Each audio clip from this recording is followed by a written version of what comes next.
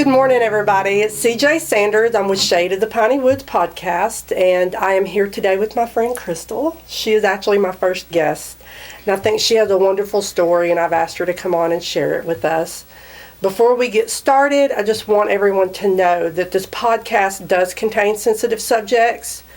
I want y'all to understand that if you're very sensitive to things or if you trigger easy, you probably don't want to watch our podcast because we do talk about things that will upset some people. I'm going to check focus here real quick. You can keep talking. Oh. We'll edit that out. You don't have to. Anyway, so I've known CrystalL for, oh my God, 30 years probably? Not quite that long. Chris and I in December will be married 25 years. Oh wow, okay. So about 25 years. Yeah, 25 years. Yes. So she and I, and we know each other well. We've almost been family, actually. Yeah. We've spent holidays together. We've watched our kids grow up, and just one of the strongest drinks I've ever had in my life. CrystalL made, and probably one of the roughest hangovers I ever had was from that. I don't even remember what it was. Was it CrystalL Surprise? Maybe. It was a surprise. That's for damn Pineapple sure. juice, rum, blue Caraca. Yeah, I know it tasted really good, and about 2 drinks in, I had to be helped to go pee. And then the hangover the next day, I legit was like, I think I'm going to have to go to the emergency room. I think my blood pressure is either dropping or rising. It was insane, but, and that's what a lot of CrystalL's story is just overcoming in your struggles with, I mean, it's just alcohol's everywhere. You can't go anywhere without it. How have you adjusted to that? So the 11th was 4 years that I have not had a drink. And it is everywhere. I was telling you earlier, we just went on a cruise, and you get on the ship and they're like, rum punch, rum punch, rum punch, rum punch, all over the place. And so that was hard because I like those type things. Yeah. I like the tropical, fruity, fun. Mm-hmm. And so that was like, I don't drink, almost offensive because it was just a push at you so hard. Yeah. They're And just trying people act like you're wrong because you're not drinking. Yes. What's wrong with you? Why aren't you having a drink? Yep. And I don't get a lot of that because I'm very particular about who I hang out with. Mm-hmm. And on trips like that, yes, everybody's drinking, but it's not really, once you say no, most people are very Respectful of it. yes, very respectful. I've not had the experience that some people have where people ask a lot of questions because I'm pretty transparent about I don't drink. It does not end well for me. Mm-hmm. And so once my problem with alcohol is once I start, I can't stop. I can't have a glass of wine. I can't have one margarita. I'm 3 in. 2 bottles in. And then the next day I do it all over again. And so for me, it wasn't that I could go 30 days without alcohol. And I would convince myself that I didn't have a problem. Because I could not drink for weeks, months on end. And then the very next time that I would drink, it would be to excess. Mm. And so, oh, my voice is shaking. You're good. Yeah. I have Kleenex if we need them. Okay. No, but that was the problem for me. I didn't have to go to rehab. I didn't have to do 30 steps. I didn't have to go be ironed out. It was, once I started, I couldn't stop. And so, my logic is just not to start, and I don't have to stop. But that's the hard part, is the Yes. not starting. Yes. Yeah. Because you want to. Yeah. You want to, I can control that. You think that. You think in your head, I'm a big girl. I can control anything. And I can choose not to, and I can't.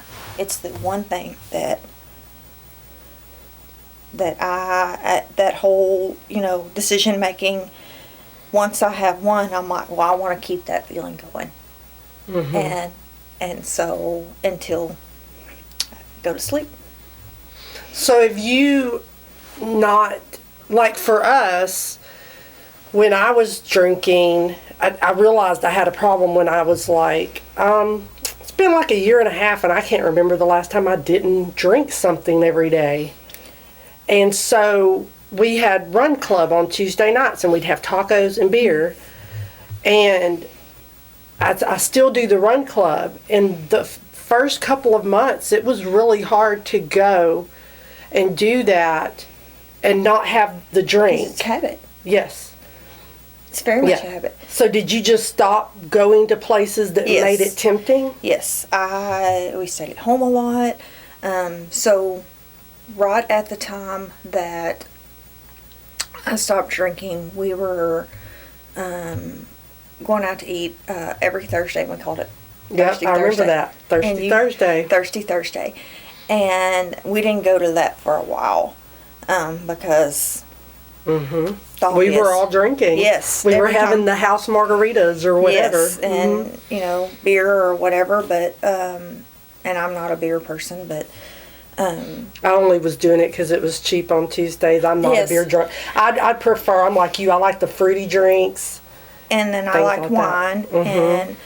And, but, so we stayed at home a lot. One of the things I did, and it was so weird. So what I haven't said is when I decided to quit drinking, Chris decided to quit drinking. He's never had an issue with alcohol. He's drank since I've known him, but it's never been, he's always had to take care of me. I can remember once in our whole relationship that I had to take care of him, and I was pissed. And it was early, but I remember being so annoyed with him. And then I became that person all the time, that he was the one, he had to be the responsible one. He had to be the one that said, I'm having 2 beers and then I'm done. It. But he's always had that, I don't know what the word is, but just willpower. That he can set himself a limit. It's not a big deal. Not a big deal. So, but in order for me to be successful... Well, you're checking the dogs. when I say it, we may have to shut the front door. Okay. You guys don't need me in here. Yes, we do, because you have to stop it at 28 minutes. I'll check back in 15 minutes. How's that sound? Okay. All right, carry on. Just you guys and the camera. And the dogs. It is raw and unfiltered. You definitely get it like it is. I like that, though. But in order for me to be successful, he knew that I couldn't be around it. And it wasn't a big deal. Like, he'll say to this day, like, he doesn't miss it at all. Like, he doesn't have those... urges. No. Yeah. And I think he's just so thankful that I'm in the place that I am now that he would not do anything to jeopardize that. Because I would use any excuse. If he was to have a drink, well, if you're having a drink, I'm going to have one too. Just, and that is not his fault. That's my fault. But you'll use any... when you're trying to justify doing something that's wrong for you, you'll use anything to have an excuse, make an excuse to contribute or whatever. Yeah. And so in the beginning, no, we didn't go anywhere.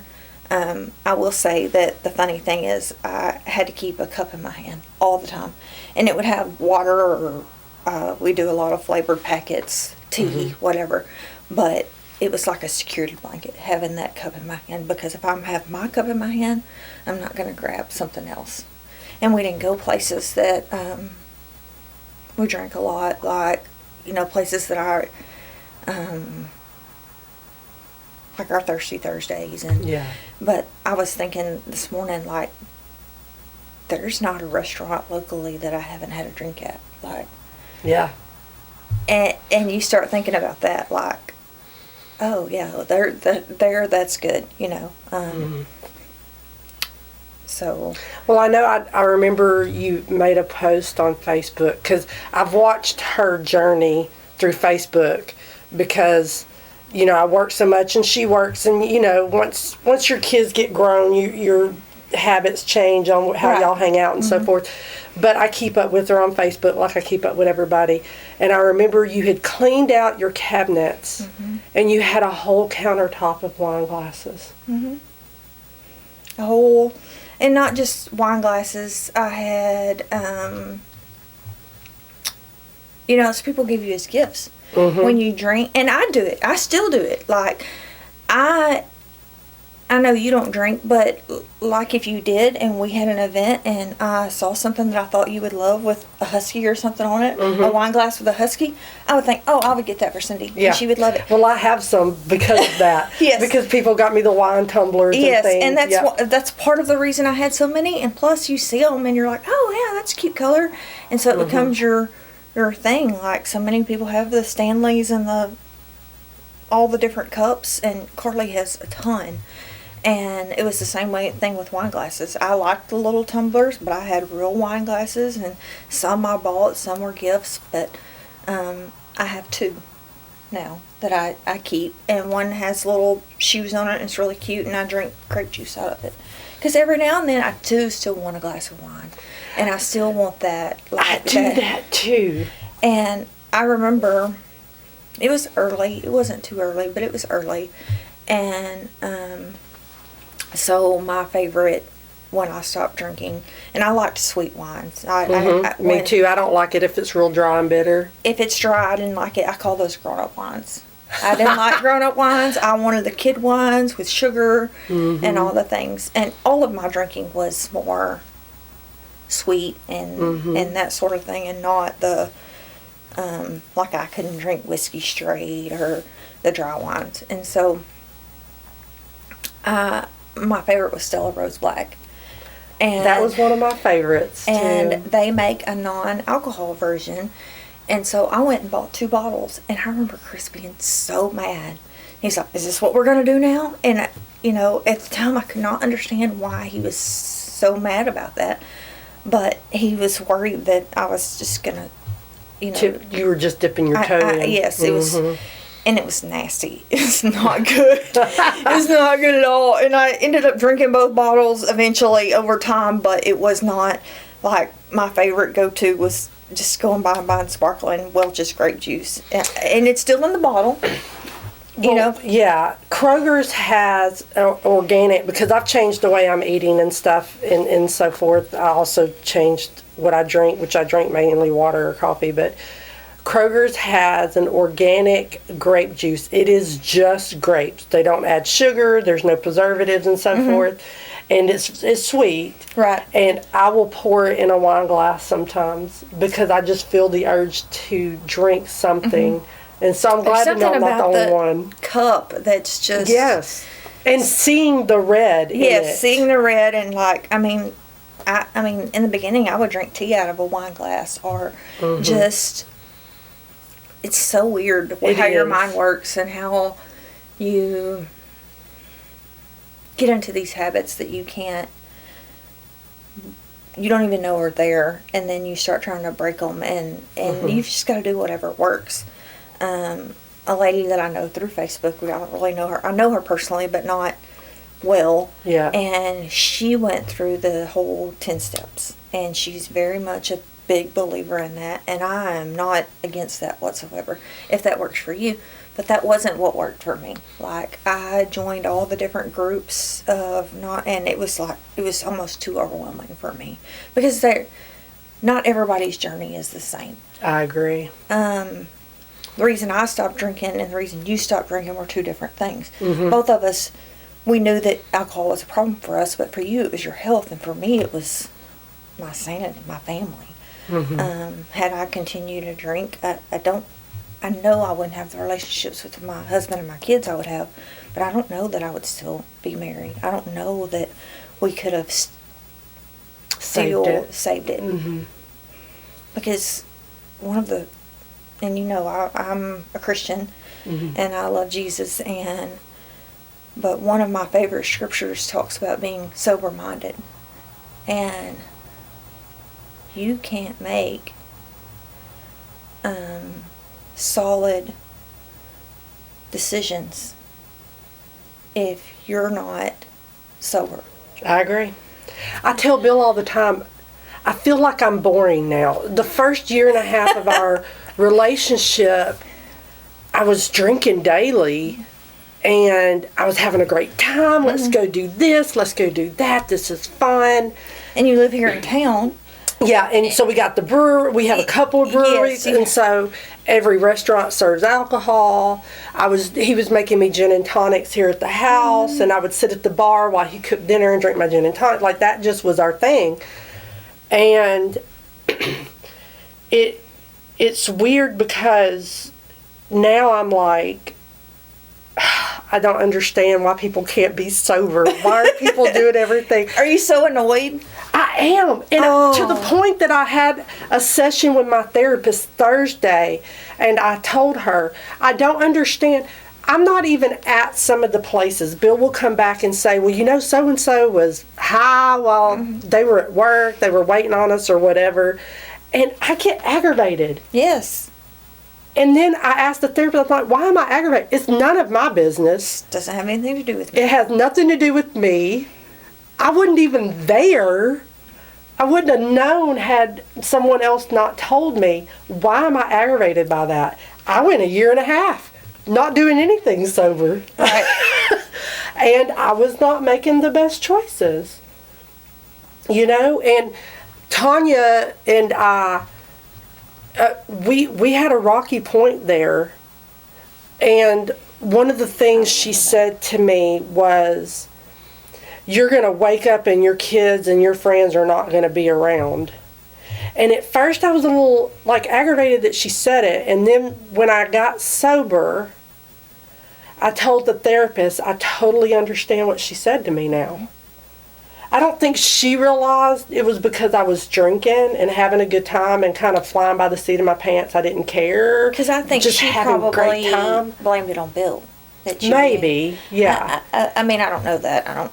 Yeah. But, you know, you change relationships and then... Yes. And I went from a relationship where someone was never around to having someone with me all the time. And so that was adjustment in itself. Right. But the alcohol played a big part of it. Yeah. And so I don't know. I'm still struggling with that, and it may be one of those things that we always struggle with. Yes, I think so. I think that when I'm 80 years old at the nursing home and somebody offers me a glass of wine, I'm going to be like, I'm 80, I can do what I want. And I still know at 80 it will be not good for me. Right. But I can't live my life the way I was. Mm-hmm. And I say this all the time. You know, this is my favorite chapter so far, as being a mom and a wife. And, you know, when your kids are in school and they're busy, and, you know, mine were busy. My kids were very athletic and involved in all the things. And I work at a school. I've worked at the schools they've attended. And so my personality, or not personality, my life revolved around activities and being busy. And I think that was another reason I drank so much, is my way to wind down. But, like, I would go to a practice and have vodka in my water, and nobody would know. Well, I'm sure they knew, but I didn't think they knew. And the times I drove when I shouldn't have. Mm-hmm. That's very, like... Because we convince ourselves, it's okay, I got this. Yeah, this is my first one. It's okay. Yeah. Or, you know, on the way home from somewhere, stop and... drive-through daiquiri places were my favorite. Drive-through daiquiri places, and a lime-a-rita from the gas station. Like, there's something about those that... And I knew it was wrong, because I would pour it in a cup and I'd throw the can in the trash, just in case. And luckily, by the grace of God, that I was never wrecked. I never was pulled over. Like, my life would have been ruined. My career, my family, like the embarrassment that would have done. And I might have been to that point. That might have been, had I not made the decision to stop drinking, that might have been what made me stop. Mm-hmm. Had I not, was something that major. Because at some point, it was going to take. So let me tell you the reason that I, was finally the reason that I stopped drinking. Okay. So 7 years ago, my whole life was in shambles. Chris and I were on the brink of divorce. We lived separate for a month.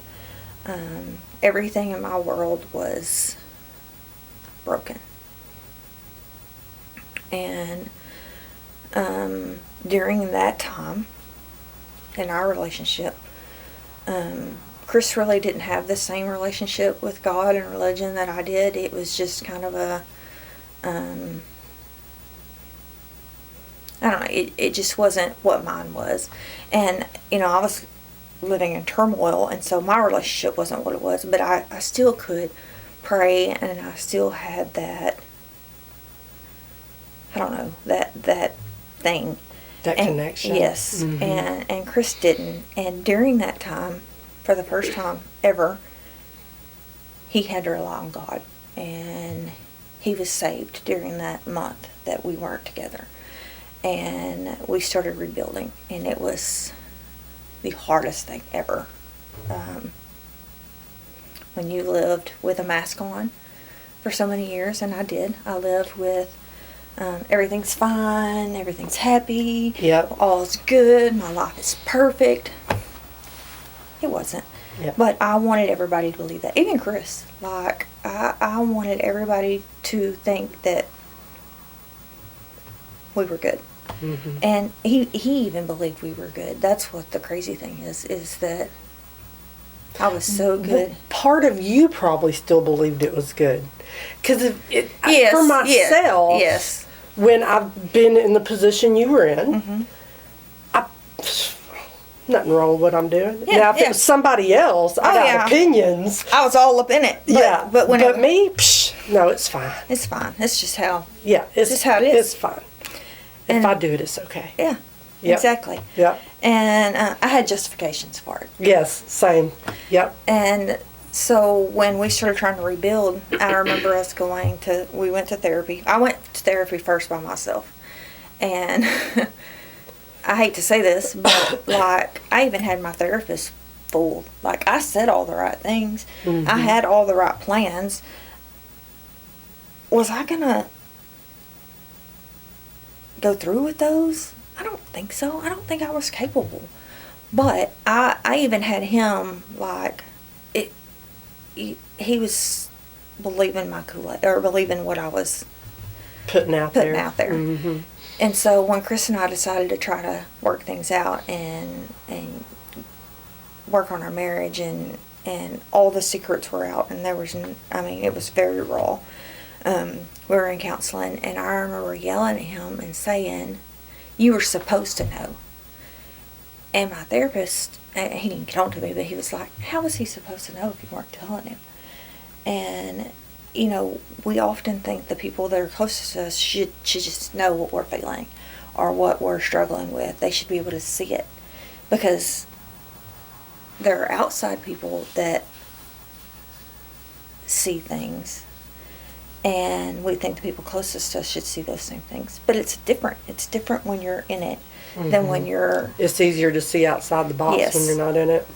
And so that was one of the things that really stuck out to me, was not expecting him to understand what I'm feeling or thinking, because I'm complicated, and he's simple. He's black and white. I see lots of gray. We're very different. But we work because of that. And so we started working on our marriage, and instead of going to counseling, I started seeing a life coach. And I'm a certified life coach, actually. I did not know that. Yes, I don't use it, but it's very, it's good in, like, my relationships with people that I know, like, how to ask open-ended questions, and I learned lots of things from it. But I started seeing a life coach, and she was a Christian life coach. It's very great. That was so 2019 is when my world fell apart. And 2020 is when COVID hit. Mm-hmm. And I started following this group, and I was alone a lot during COVID, and I spent a lot of time alone. And I feel like that's probably where I hit my rock bottom, was all my people had forgiven me and everything was kind of back to normal. But I had not forgiven myself. Mm-hmm. And so I was holding on to a ton of just almost self-loathing. Like I didn't deserve anything that happened. Colin was about to graduate. Things were really good in my life, and I felt like I didn't deserve any of that. And so I reached out to this life coach, and I said, there may be a conflict, but can you send me to somebody else you might trust, and just whatever you think. I just need some help. And she prayed about it and got back with me, and she goes, I really want to work with you. And so I did. I started working with her, and at first I was very hesitant, and so I did like a group. There was 3 or 4 of us in the group, and all of us different things we were struggling with. But it was very non-101. Mm-hmm. And so it was very much, I do well in group settings, and so it was very much a group. And then in the next January, I decided, yes, I need to work one-on-one individually. And so she and I worked in 21, all of 21 together. Once a month we met. And so in 22, she was having a women's Christian rally, and she asked me to speak and tell my story. Okay. And so through all of that, I was still drinking. And I knew alcohol was a problem for me, but I could not, I couldn't let it go. And so we worked all together in 21. And so by January 2022, we were not working individually one-on-one. But in March, she was actually teaching a class to other people that wanted to coach. And she needed fake clients. And so she asked me if I'd be willing to come in and let them work with me. And she said, you can come up with a real problem or make something up. And so I had 2 things, and one was we weren't being faithful in church. We had got back involved in church, and then when COVID hit, all the excuses, everything shut down. And so we got out of that habit. And the other was alcohol. And those ladies just, we cried, and they asked me questions, and we made just plans on how I could stop drinking. And I'm going to stop you there for a moment. Okay. You have 57 seconds left. You want me to stay or go?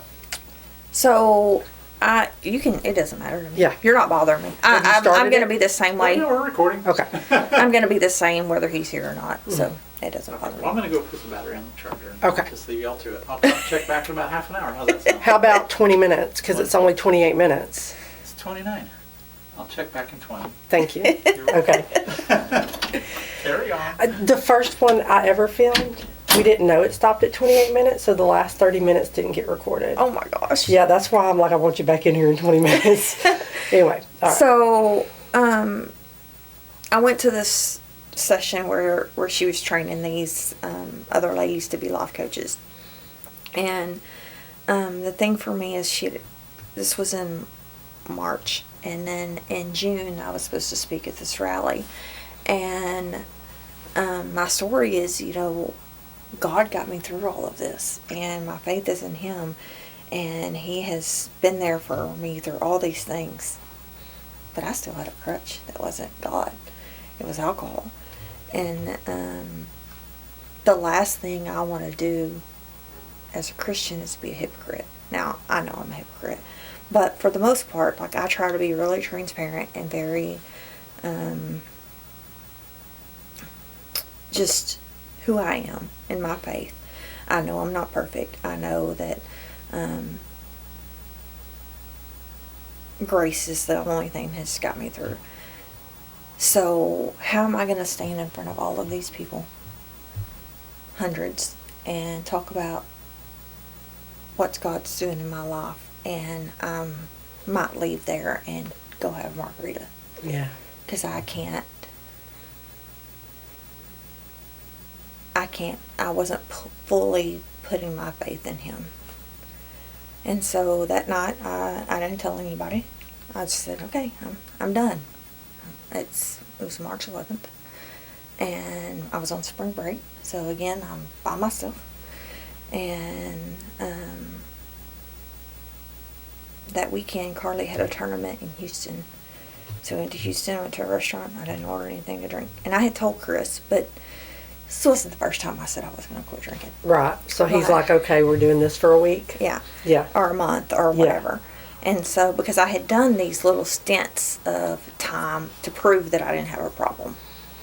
That, you know, I could go 30 days. And so, if I can go 30 days, you know, I didn't have the shakes. I didn't have to go to treatment. I didn't have to do all these things. So, I really wasn't an alcoholic.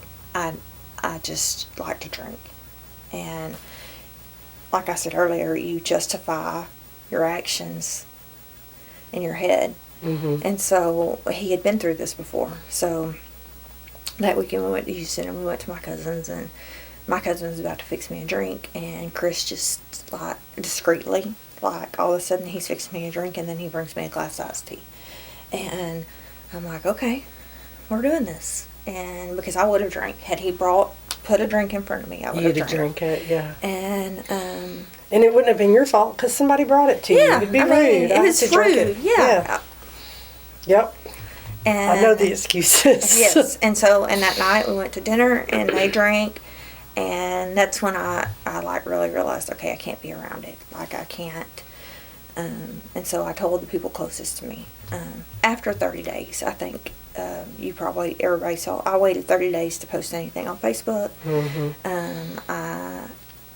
I waited because I really thought I was going to fail, honestly. But once you put it out there to the world that I'm going to stop drinking and I'm going to be sober, you don't want to fail publicly. And it's probably one of the smartest things I did is putting it out there and saying, hey, I'm going to stop drinking. Because then that left me wide open. If I was at a restaurant and somebody saw a margarita in front of me, yep, she failed. Mm-hmm. Or I knew she couldn't, or she's fake, or all of those things. And those are definitely things I didn't want to be. Right. And we live in an area, when you're out in public, you definitely see people you know. Yeah. I mean, on our cruise, 3,600 people, there are people I knew on there. Yeah. I believe that. That I didn't come with. Yeah. And so, yes, I live in a very small town. I measure everything because of school, so we're a 2A school.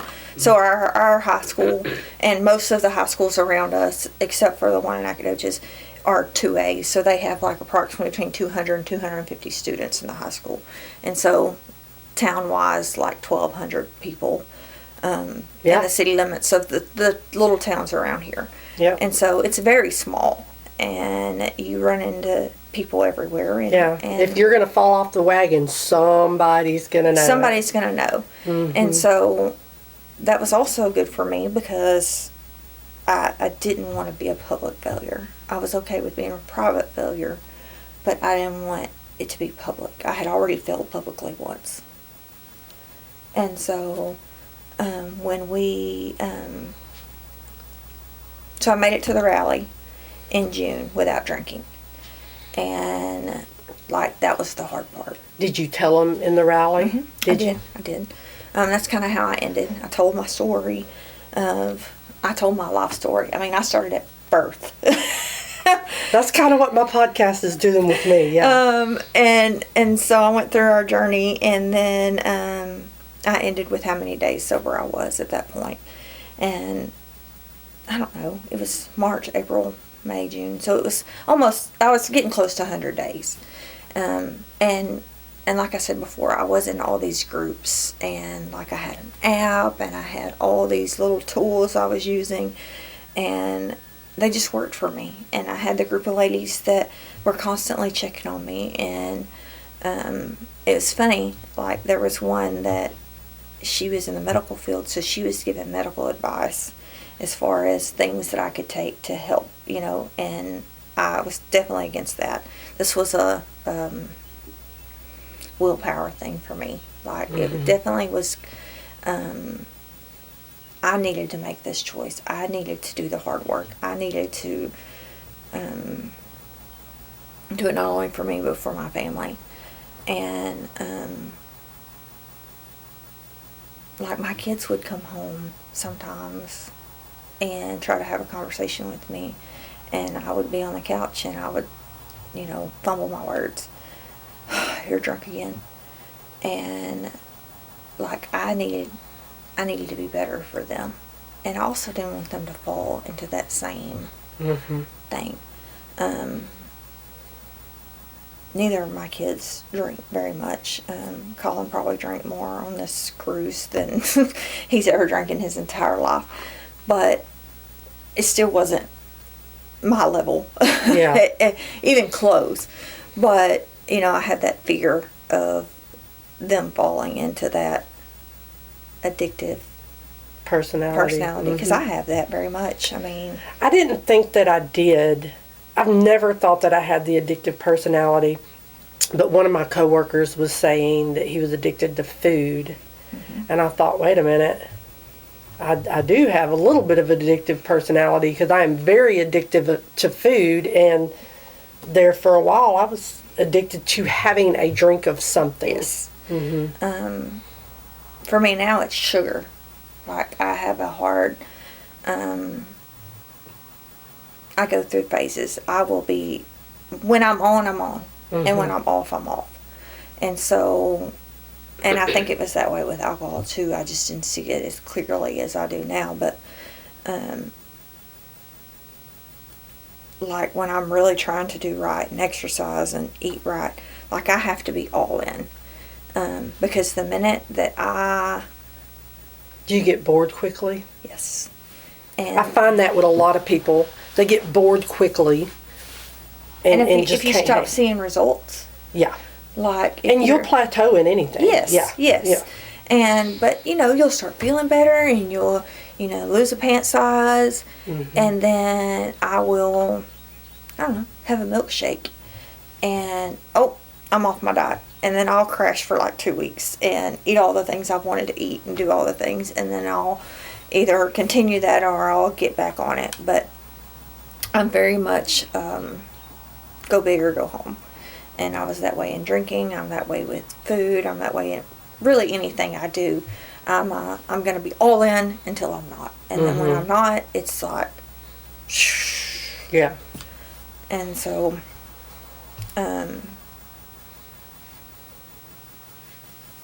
but through having the rally, going to the rally and telling my story very publicly and very, again, that was more people that knew that I wasn't drinking. And now I had...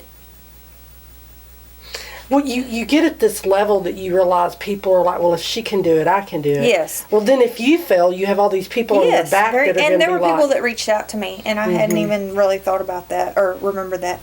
But when I did the 30-day thing, I had 2 different people reach out to me. And, like, you feel like if you fail, you're going to fail them. That they've trusted you to talk to you about. Yeah. Well, and they've talked to you about their struggle. And so you almost feel like you're going to let them down but ultimately it's letting yourself down. Like, I mean, I'm at a place now where I'm worth it. I'm worth being sober. I'm worth being the wife and mother and employee and all the things that I'm supposed to be. I'm worth that. And finding that self-worth and finding that just peace, I guess, is the word.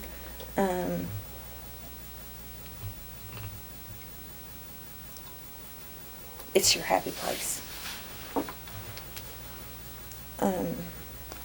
But I am very much go big or go home. I'll start training for a half marathon or marathon. Yeah. And then the weather will be bad, and I'm like, okay, I'm done. And then I won't run for 3 or 4 months, and then I'll start running again. And when you start over on running, you definitely start over. You start over every time. Yes. And, I'm naturally a runner, and so I am not. And when I see you post, especially when you haven't in a while, you're like, I finally got back out there. I'm like, good for her. I wish I could do that. I barely survived this race, the Vegas one. And it's flat, but I didn't train. See, how can you do that? How can you? Okay, so I half-ass trained. I work so much because I work about 40 to 45 hours a week at the office, and then I'm doing about 25 to 30 hours a week at the grocery store. And I would just run when I had a chance. So the most I had done before the race was 7 miles. And everybody in Run Club's like, if you did 7 miles, you can do it. I literally almost had to crawl across the finish line.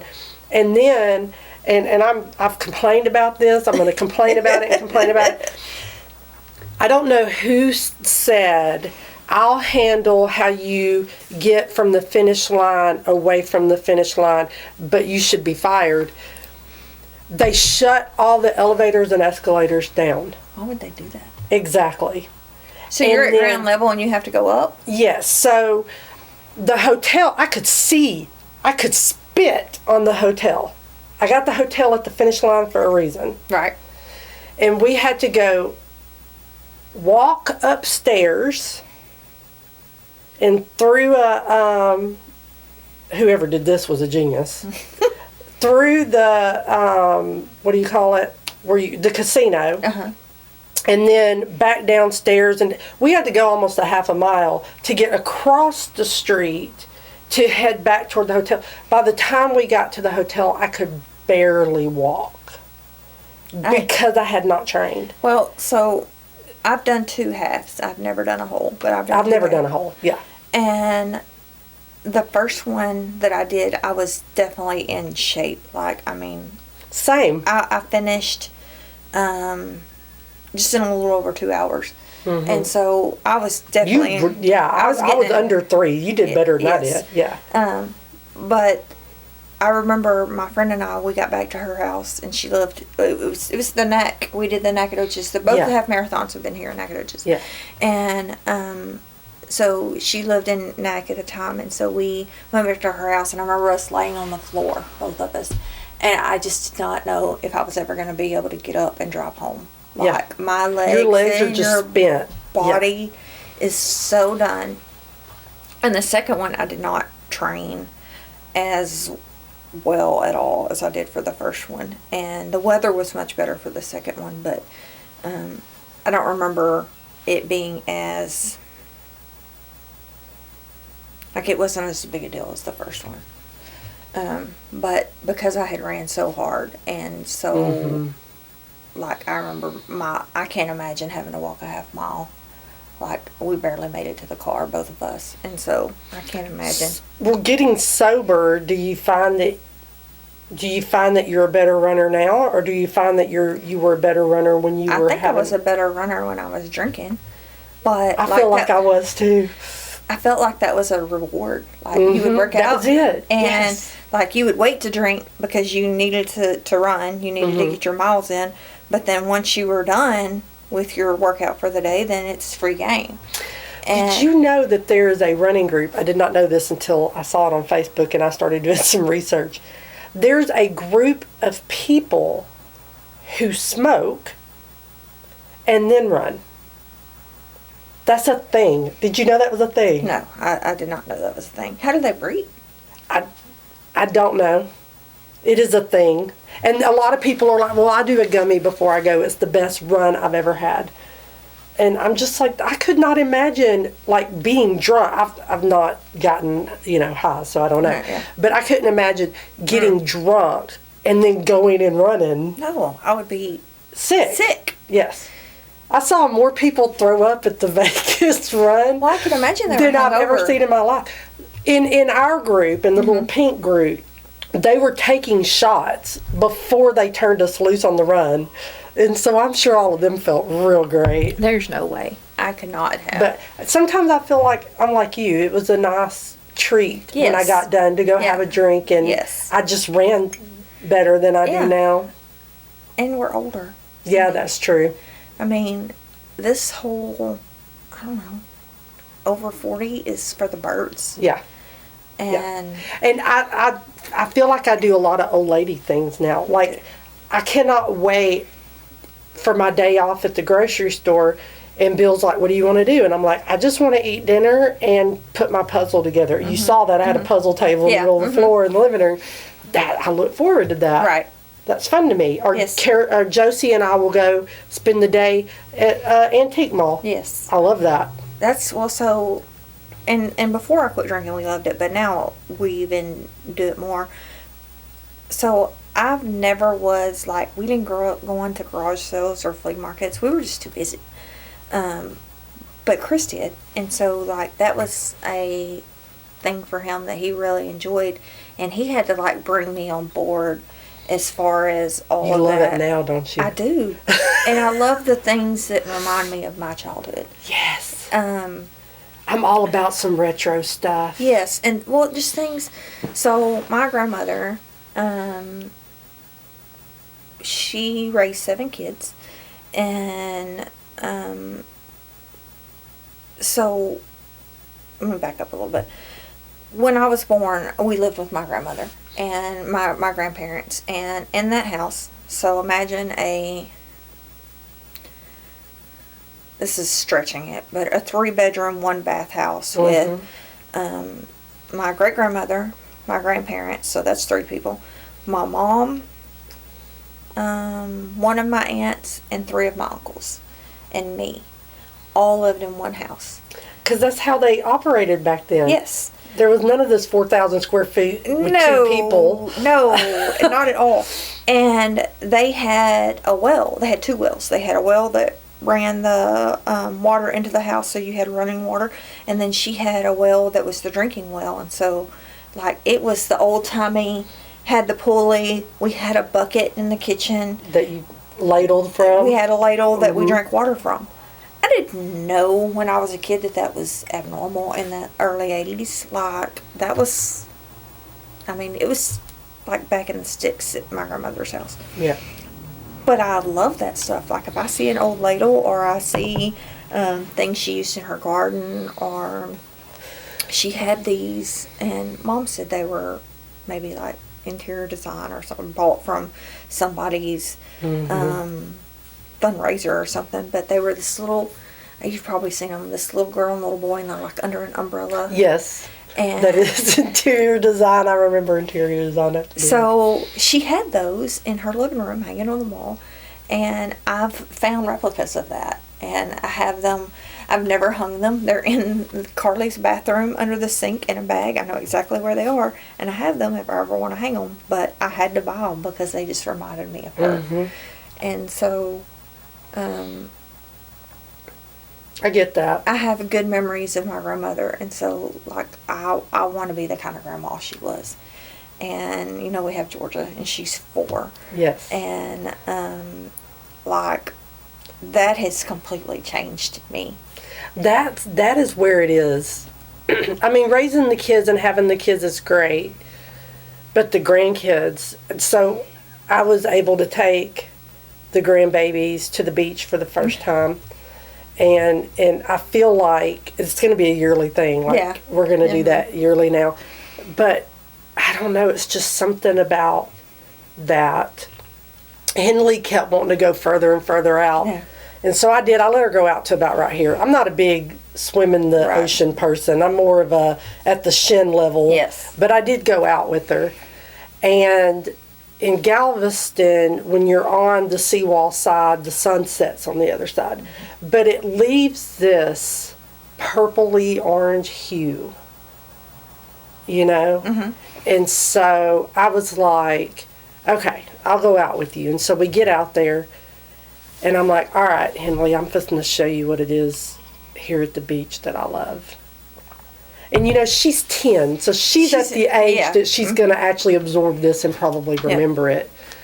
And I'm like, okay, I want you to look at that sunset, what you can see of the sunset.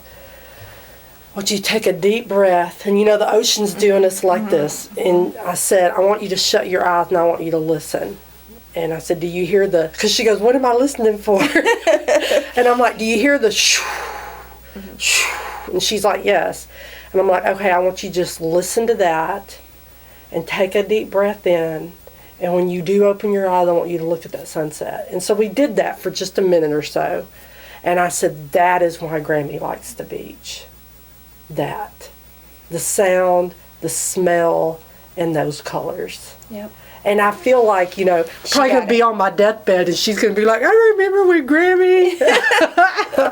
But, like, you didn't take the time to do those things with your kids because you were too busy trying to keep them from drowning and chasing and all those things. And now that with grandkids, you can, you know, take those little moments that their parents are busy. And so, okay, well, we can spend 5 minutes looking at the sunset. And that's another, I mean, I hate that I work so much right now. And this is only supposed to be temporary. Because I want to do more things like that with the grandkids. And, you know, Henley should be cheering next year. I'm going to all those games, period. Yeah. Yeah. I went to all my kids. I'm going to all the grandkids. So no doubt. Yeah. I'm going to have the T-shirt and everything. Yep, that's the thing, yeah. And, you know, I was talking about my grandmother, and, like, she had chickens in a garden and all those things. And so, you know, I have chickens. Do you need any eggs? Yes. I love some yard eggs. I'm all about some yard eggs. Anyway, she loves to go and pick up the eggs. And, like, and I'm big into gardening right now. Not gardening, but, like, plants. And it's the first time in my life I've been able to keep stuff alive. And I think it's our age, too. Yes, I do, too. Because, I mean, you see I've got, like, my little thing over here. I had to bring them in here because the cat was eating them. But oh, no. Yeah. But you have the little, you know, your little grandma things that that you've made fun of, and now it's like... Yeah, now you're striving for it. I love that. I want to learn to crochet.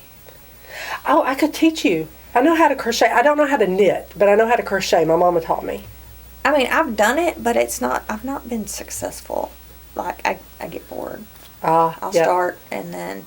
So I really, like, I think instead of playing Uno on my phone while I'm watching TV at night, I could crochet or something other than play on my phone. Yeah. Because that's another thing that I spend way too much time doing. Bill and I talk about that all the time. It's my paper in the morning. I get up in the morning, I have my coffee, I get on the phone, I get on Facebook, and that's kind of my newspaper because you don't get a newspaper anymore. Right. And... he says, I don't even, 5 seconds or 5 minutes?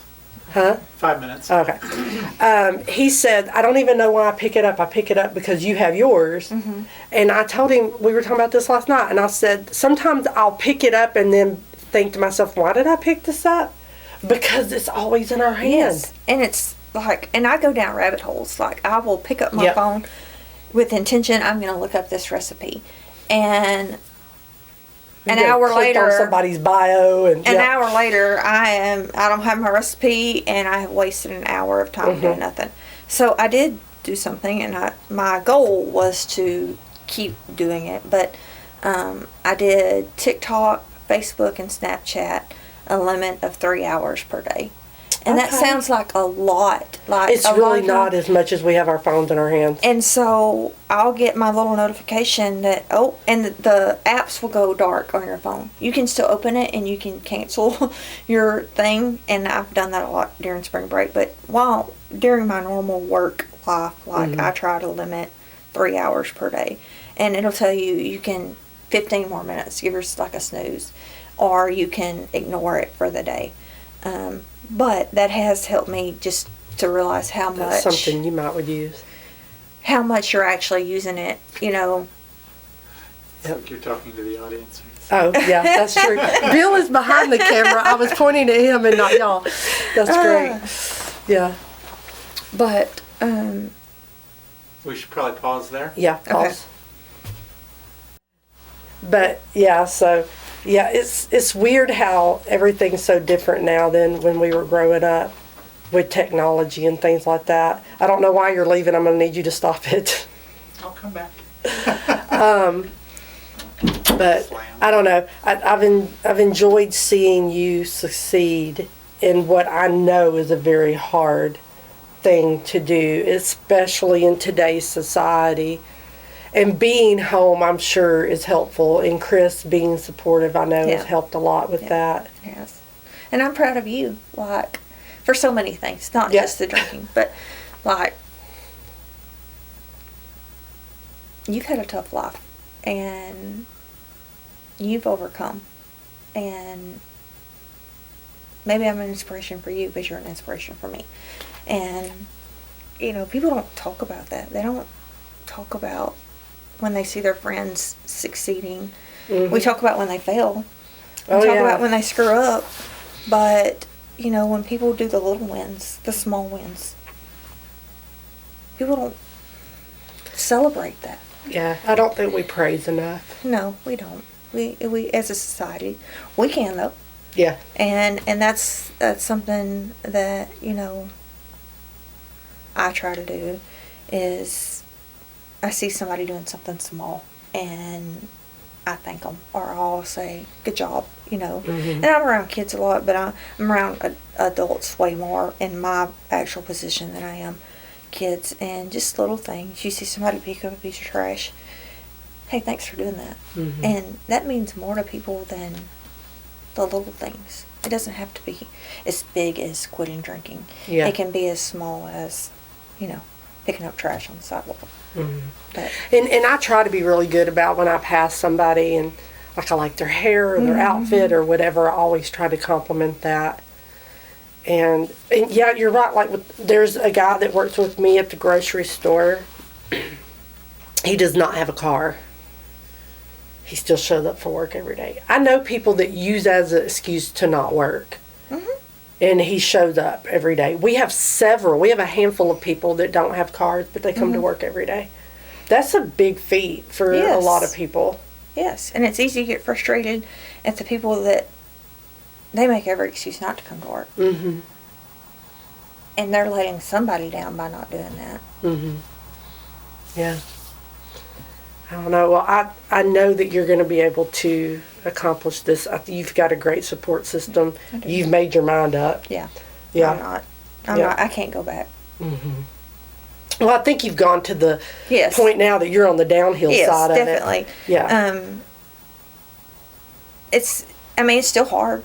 And that's what, you know, people have said, that some people, it's easy, like, they did their steps or whatever, and they're like, I can't believe you even think about it. Well, I'm always going to think about it because I have that addictive personality and I like certain things. Like, I can't stop eating Reese's peanut butter cups. And See, I'm with food where you are with the sweets. Yeah. Like, give me a chicken fried steak with some gravy. I'd rather I'll have take an ice that cream over sundae. pie. Really? Isn't that Yes. funny? But I love a chicken fried steak. But you know, Yeah, if I go to a buffet, I want the food. I'll let you keep the dessert aisle. Yeah. I really like sugar and sweets and like real Dr. Peppers and you know, coffee with sugar and cream, real sugar. You know, so that's hard for me, is letting go of, you know, okay, I'll get the sugar-free creamer and just use the, you know, the half and half or whatever as creamer. It's just not as fun. That's so funny. Yeah, it's not. Well, you know, I'm trying to avoid preservatives, which I have really failed for about 2.5 months from Christmas on. It was awful. But, I mean, it was the holiday. And I The was eating holiday's everything. the hardest. And then they've stuck me in this deli bakery. And I'll come in and they'll say, oh, can you box up the cookies? I sure can. And This one's broken. I can't put that well, box. what happens is you have to buy a whole dozen in order to have the one cookie. And so I'll be boxing the cookies.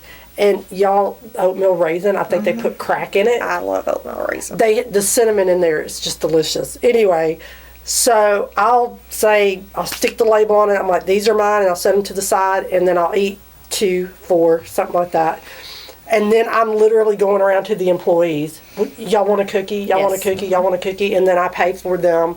And I'm hoping by the time I get them paid for that there's no more cookies in the pan, because Right. if there's cookies in the pan, I'm going to eat them. Yep. Me too. Yeah, Same. and I'm not even that big of a sweet person, but they're fresh out of the oven. Yes. But the list of ingredients are like this, so they're awful. Yes. They're awful for you. And you make them at home with 5 ingredients, and they're Yes. just not. It's not the same. It's not the same. The preservatives and whatever crack they're putting in it is just delicious. Yeah. I don't know. Yeah, it's funny how we Everybody loves are. a good cookie. And we're from the South. Yes. We can do some food Yes. for sure. Some butter. Yeah. More butter. Oh yeah. Yeah. Have you been to the Mennonite store? Because you travel past it all the time. Yes. Well, not where their location is now. Their old location, I went in there all the time. The new location, It's kind of sketchy, and so I don't. Well, no, I did the other day. Okay. I recommend it. It's an honor system. I'm old school. I wrote a check because I never have cash. So I've just, you tally it up. You write it in the book. You tally it up. I wrote the checks, dropped it in the box. They did not have butter, but I bought real cream and made my cornbread out of that. And I bought some pickled garlic and something else. I don't even remember what the other thing was that I bought. But I went for the butter. Yeah. Of course, they have eggs, which you don't need. But No, I don't need eggs. yeah. But yeah, I recommend stopping in there. It appears to be sketchy, but it's not sketchy. Huh. You pull up and you see the cow that they milk, like right here. there, yeah. So that's just great. I'm all about that. I'll have to check it out. I just have not, because I don't know when I didn't know it was an honor system, so It you don't know is. when they're open, and Yeah, well, so that's good to know. I think the door's unlocked all the time from the way it appeared. And so you just go in, and I think as long as people are being honest, they'll keep it that way. So yeah, I definitely Isn't that neat, recommend. though, that we live in a place that they can do that? Yeah. Like, Yeah. You know, I see the roadside stands with fruits and vegetables, and it's the honor system. They have that on And- Highway 7. We stop and get tomatoes and stuff sometimes, and you just put the money in the Yeah. box for them. And in our society, that's not common. Oh, yeah, no, not at all. I mean, but it's so. I'm thankful to live where I live. Yeah, And I I am used too. to not feel that way, but I'm thankful to live in the small rural Yeah. area. There's a lot about this that a lot of people hate, but Why are you I looking think at me? there's a simple. Well, and my brother's the same way. Some people are they're more like drawn toward the city than the rural areas. And I've never known different. So, like, the biggest town I've lived in is Nacogdoches. So, Right. it's. I don't like the traffic in the city, I so I'm don't not a either. city person with that. I don't mind visiting, but I do like the fact that Yes. I live out here in the middle of nowhere, and I can stop in and write a check for some real, just, squeezed butter? milk. Yeah, and cow butter, and like have all the real things. Anyway, I appreciate you coming and talking to Thank me. you for inviting me. Yeah, I knew you had a great story to share, and this is going to be great. I feel like a lot of people are going to connect with that. I appreciate it. Yeah. It's something I'm proud of. Yeah. Well, I'm proud of you. And I love you. I'm glad you're I love able you to too. do it. It's hard. I don't know. People seem to think if you're proud of yourself or something, you're like arrogant.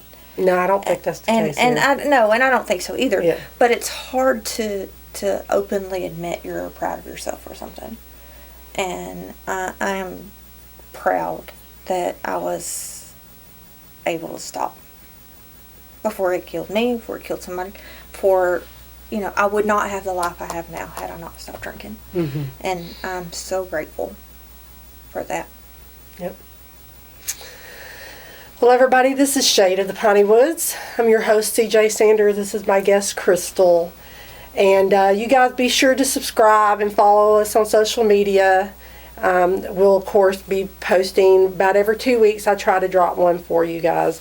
And don't forget to catch our next episode. Thanks.